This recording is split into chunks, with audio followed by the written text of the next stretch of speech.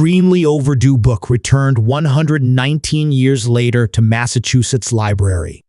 On Feb. 14, 1904, someone curious about the emerging possibilities of a key force of nature checked out James Clerk Maxwell's An Elementary Treatise on Electricity from the New Bedford Free Public Library.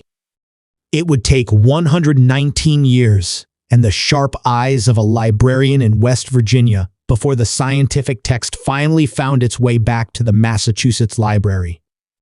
The discovery occurred when Stuart Pleen, the curator of rare books at West Virginia University Libraries, was sorting through a recent donation of books. Pleen found the treatise and noticed it had been part of the collection at the New Bedford Library and, critically, had not been stamped withdrawn, indicating that while extremely overdue, the book had not been discarded. Pleen contacted Jody Goodman, the Special Collections librarian in New Bedford, to alert her to the find. This came back in extremely good condition, New Bedford Public Library Director Olivia Mello said Friday. Someone obviously kept this on a nice bookshelf because it was in such good shape and probably got passed down in the family. The treatise was first published in 1881, 2 years after Maxwell's death in 1879, although the cranberry-colored copy now back at the New Bedford Library is not considered a rare edition of the work, Milo said.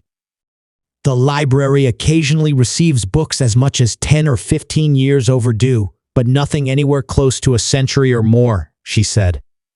The treatise was published at a time when the world was still growing to understand the possibilities of electricity. In 1880, Thomas Edison received a historic patent embodying the principles of his incandescent lamp. When the book was last in New Bedford, the nation was preparing for its second modern World Series. Incumbent Republican President Theodore Roosevelt was on track to win another term. Wilbur and Orville Wright had conducted their first airplane flight just a year before, and New York City was celebrating its first subway line.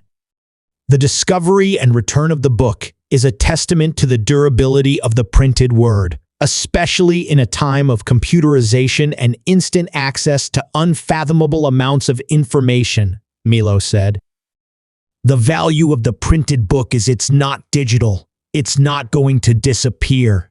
Just holding it, you get the sense of someone having this book 120 years ago and reading it. And here it is in my hands, she said. It is still going to be here 100 years from now. The printed book is always going to be valuable. The New Bedford Library has a 5-cent per day late fee. At that rate, someone returning a book overdue by 119 years would face a hefty fee of more than $2,100. The good news is the library's late fee limit maxes out at $2. Another lesson of the find, according to Mello, it's never too late to return a library book.